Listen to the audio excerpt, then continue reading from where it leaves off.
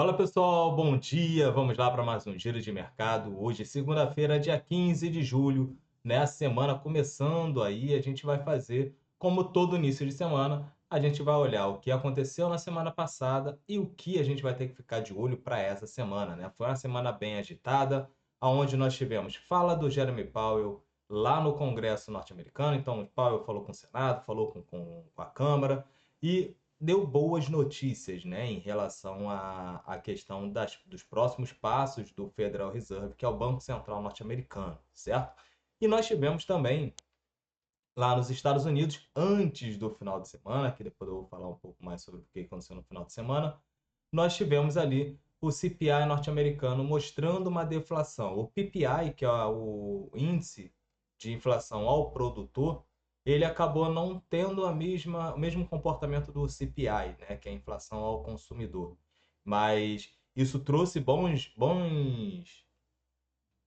expectativas, né, por parte dos investidores e trouxe aí os rendimentos dos treasuries para baixo e um apetite maior à bolsa, beleza? Então a gente já vai falar sobre isso, certo? Então, se você está chegando aqui agora no canal, não deixe de se inscrever, ativar o sininho de notificação, dá o like, porque isso me ajuda a entregar esse conteúdo a mais pessoas. E você pode utilizar aqui, ó, o campo de comentários para poder fazer suas sugestões, né, e pedir algum tipo de ajuda, tirar alguma dúvida que brevemente será respondido, beleza? Bom, aqui na descrição do vídeo tem acesso ali ao link do grupo do WhatsApp, que é um grupo de análise, de informação, que todo dia tem ali informações para vocês. É só clicar, vai direto lá para o grupo e ali tem o meu contato para que você também possa fazer contato comigo e assim a gente possa trocar algum tipo de ideia, beleza? Bom, vamos caminhando aqui, né? Primeiro a gente vai falar o que aconteceu na semana passada e depois vamos falar aí de Ásia, Europa, enfim, e do nosso Ibovão da Massa. Bom, semana passada nós tivemos alguns fatores lá nos Estados Unidos, o que trouxe um pouco mais de apetite ao risco, tá? Então, como falei no início, Jerome Powell, ele mencionou que no Congresso a principal fala dele foi essa, que o Federal Reserve não vai precisar esperar a convergência da inflação para a meta de 2% para iniciar um afrouxamento monetário, tá? Então, temos aí uma expectativa muito grande, até mesmo por parte das apostas do CME Group, depois eu posso botar aqui para vocês, né, que para esse ano já esperam-se aí 75 base points, tá? De alívio monetário, né? De alívio ali de afrouxamento na política monetária norte-americana. Então, isso é positivo porque o rendimento dos treasuries começam a precificar uma baixa, né? E isso traz mais apetite ao risco. A gente já tem ali Nasdaq e S&P, né? Batendo ali nas suas máximas históricas, né? Renovando suas máximas e está sendo muito bem, muito interessante. Então, nós temos lá fora economia crescendo, nós temos a inflação controlada, nós temos indício de um alívio monetário já para esse ano, então iniciando ali em setembro, e nós temos as bolsas ali ainda num ponto bem interessante de compra, né? Mesmo estando ali nas suas máximas históricas, que não param de renovar, beleza? Nós tivemos os índices de lá de Nova York acumulando alta de 1,59% Dow Jones na semana, 0,87% S&P e 0,25% Nasdaq, né? Nós tivemos ali algumas correções em termos das ações de tecnologia e que estão ligadas ao segmento de inteligência artificial, beleza? Bom, no final de semana, lá nos Estados Unidos, nós tivemos um atentado ao ex-presidente Donald Trump, né, que está concorrendo à eleição presidencial junto com Joe Biden, né, e onde lá na Pensilvânia, que o Trump estava fazendo o seu comício, ele acabou sendo ferido, né, teve ali um disparo e, segundo ele, perfurou a parte superior da orelha, enfim, né, e ali teve um choque, né, inicial. Será que atingiram, né, o presidente e tal, ou não, o ex-presidente, desculpa? Não atingiu. Isso acaba trazendo mais força para Donald Trump na concorrência, né, a retomar ali a cadeira de presidente dos Estados Unidos.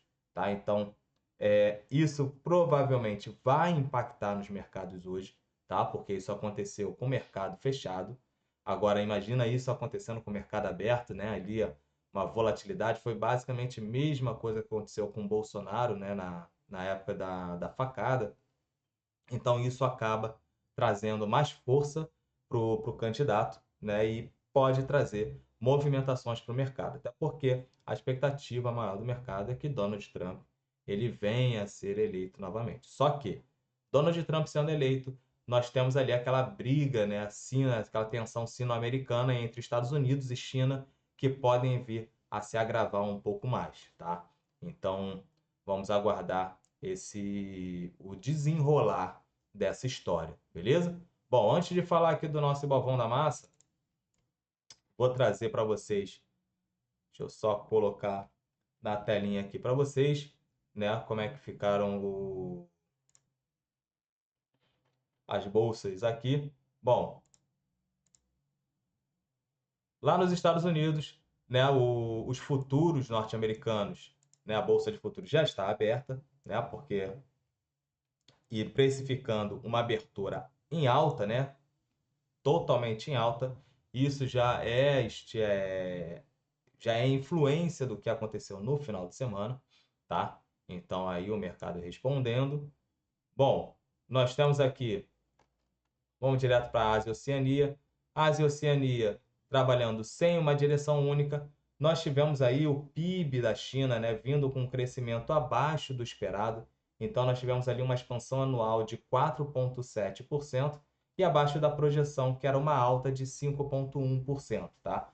Então, apenas em junho, as vendas no varejo chinês também avançaram menos do que o esperado, mas a produção industrial cresceu mais do que a prévia, tá? Então, com esses dados mistos da China, a gente vê aqui também, lá na Ásia e na Oceania, as bolsas sem uma direção única, tá? Então, nós temos aí destaque de queda para Nikkei no Japão, que acabou trazendo um mercado bem para baixo, com 2,45%, tá? Agora, coincidindo com essa bateria de dados, nós tivemos também alguns números, né, que foram um pouco mais desanimadores no setor imobiliário chinês, né? E o Partido Comunista Chinês, né, deu hoje o chamado de terceiro plenário, que é uma reunião que acontece em 4 dias, em que se esperam possíveis estímulos da economia, né?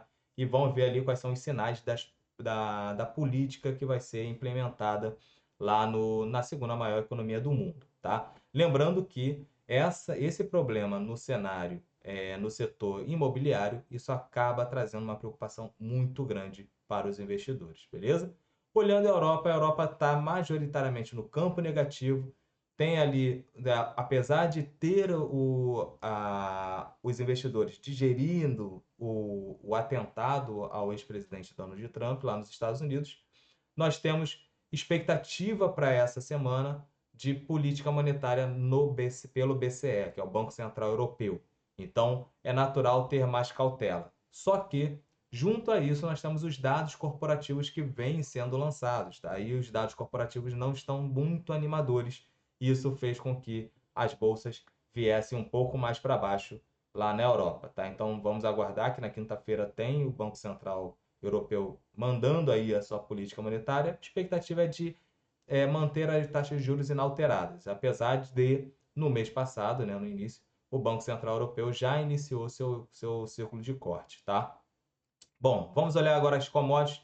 Petróleo em queda, né, levemente negativo, WTI trabalhando na casa de $81, né? Nós temos o Brent trabalhando aí na casa de 85 dólares, né, praticamente ali, arredondando. O índice DX neutro, 0,01% de alta, ou seja, bem brando, bem tranquilo, né? Então, perdendo somente frente o euro, né, mas está ganhando aí frente às outras moedas, né? E perdendo também pelo franco suíço, tá? Bom, olhando os emergentes, dólar ganhando aí do peso mexicano, vamos ver como vai ficar por aqui, tá? Os treasuries americanos também estão bem tranquilos, rendimento para baixo, preço para cima, exceto aí o de 10 anos e o de 30 anos. Nosso Ibovão da Massa, né, que veio aí para uma alta na semana de 2,08%, fechou ali aos 128.800 pontos, quase 900, né? Voltando basicamente da onde saiu naquela lateralização. E no mês aí já temos uma alta de 4,03%. No ano, nós tivemos aí um recuo um alívio nessa queda, né, para 3,94% apenas de queda. Já tivemos acima de 10% no ano de queda, tá? Vamos entender isso, beleza? Bom, epa, vamos trazer agora aqui. Oh, o que eu fiz? Bom, vamos falar aqui do nosso Ibovespa, nosso querido famoso Ibovão da Massa, né? Como eu gosto de chamar, e nós tivemos alguns dados muito interessantes, tá? Então, vamos por parte. O que influenciou essa volta do nosso Ibovão da Massa? Basicamente, a questão fiscal, né? O primeiro abrandando a parte das falas duras contra o presidente do Banco Central, contra a postura do Banco Central e não cortar a taxa de juros, tá? Então, nós tínhamos ali um desequilíbrio fiscal, nós tínhamos atitudes, né, do executivo e não cumprimento da, da reforma tributária, né, do orçamento e das contas públicas. Então, isso já trazia para a gente, como investidores, uma preocupação a mais.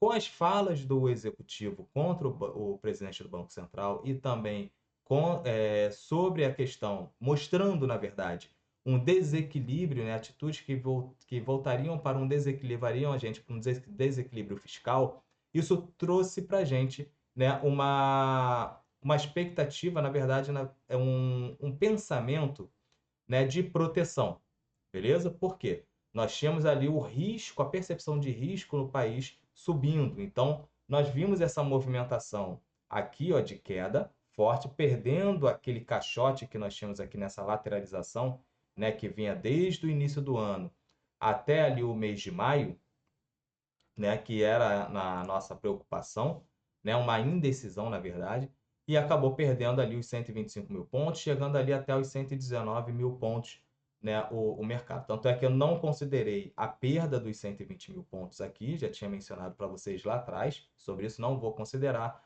até que nós tenhamos uma perda aqui com mais força, vindo buscar mais aqui os 114 mil pontos com mais força, que não foi o que aconteceu.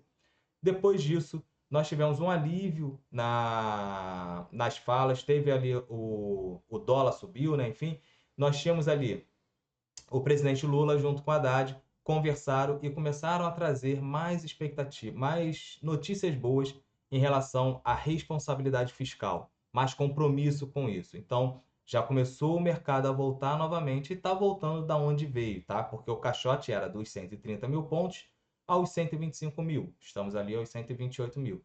Vini, então quer dizer que vai lá nos 130 mil pontos? Pode ir, tem espaço e tem cenário para ir, tá? Tem cenário para ir. Agora, ficar acima dos 130 mil pontos, precisamos de outros fatores. Quais são os fatores?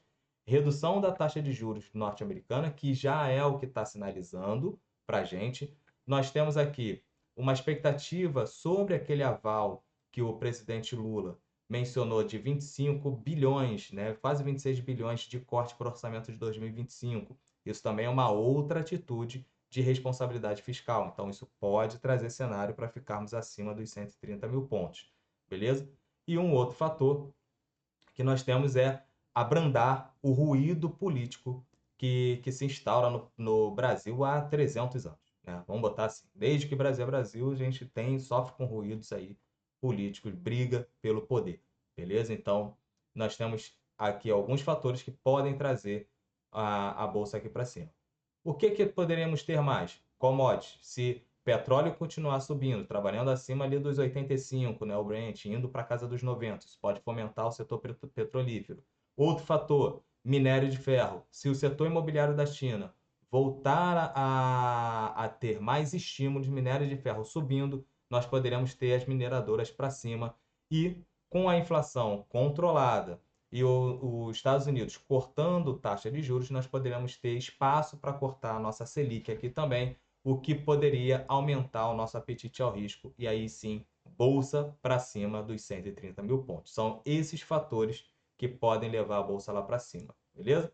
Olhando a doleta, quem conseguiu pegar, né, aquela subida da doleta ali, galera que dolarizou bem aqui nos R$ 5, nos 5,10, 5,15, conforme eu já vinha falando para vocês, né? Fizemos esse pivôzinho de alta aqui, agora estamos fazendo um breve recuo natural, né, de uma realização. Muita posição defensiva foi desmontada aqui nessa semana, de que teve esse candle aqui de baixa.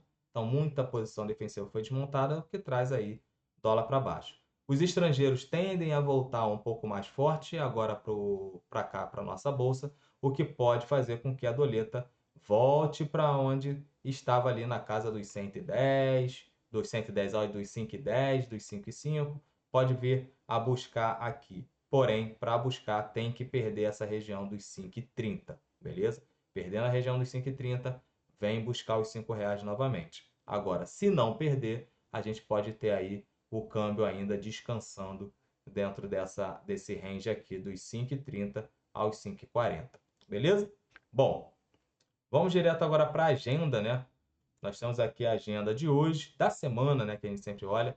É uma agenda mais fraca, semanas com poucos indicadores relevantes. Beleza? Então, nós temos hoje relatório do Boletim Focus, que sai às 8h30 da manhã. Índice de atividade econômica aqui no Brasil, que é o índice BCBR, é uma prévia do nosso PIB, né? Segue como uma prévia do PIB. Nós temos índice de atividade industrial lá nos Estados Unidos e discurso de Jerome Powell. Então, segunda-feira pode trazer boas movimentações. Vamos aguardar, até porque teve o atentado também que vai impactar nos mercados hoje, beleza? Hoje tende a gerar movimentações, tá? Nós temos amanhã o índice de sentimento econômico lá na zona do euro, que é na Alemanha, né, a principal economia da região, vendas no varejo nos Estados Unidos, índice de preço de importação e de exportação e índice de mercado de habitação, tá, lá nos Estados Unidos, beleza? Bom, na quarta-feira a gente segue para o índice de preço ao consumidor no Reino Unido, índice de construção de casas lá nos Estados Unidos, mercado imobiliário norte-americano, alvará de construção, que é o mais importante na quarta-feira. Nós temos aqui discurso do Barkin, discurso do Waller, nós temos também variação de estoque de petróleo e de gasolina, beleza? Isso faz preço no mercado de petróleo, tá bom? Seguindo para quinta-feira, nós temos aqui, cadê o que eu tinha separado?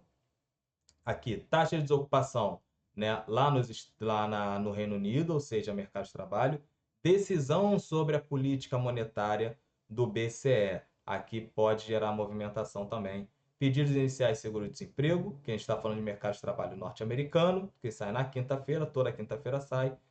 Aí temos leilões aqui no Brasil, né, do Tesouro, a gente vai ver como a nossa dívida está sendo financiada, parte da dívida, fluxos, né, lá de TIC líquidos de longo prazo lá nos Estados Unidos. E nós temos aí índice de preço e inflação lá no Japão e discurso da Michelle Buma, que sai quando o mercado já está fechado, tá? E olhando para sexta-feira, fechando aí uma semana que é bem fraca de indicadores, o discurso do Rafael Bosque, 2 horas da tarde, venda no varejo no Reino Unido e discurso do Williams, que sai 11h40 da manhã, beleza? Bom, esse é o giro de mercado de hoje, né? Muita atenção com o capital de vocês, muito respeito. Vamos entender, semana começando, tem muitas movimentações para acontecer e lembrem-se dos direcionadores de mercado que eu mencionei para vocês, beleza? Então, forte abraço, pessoal, e até mais com mais conteúdo aqui no canal, beleza?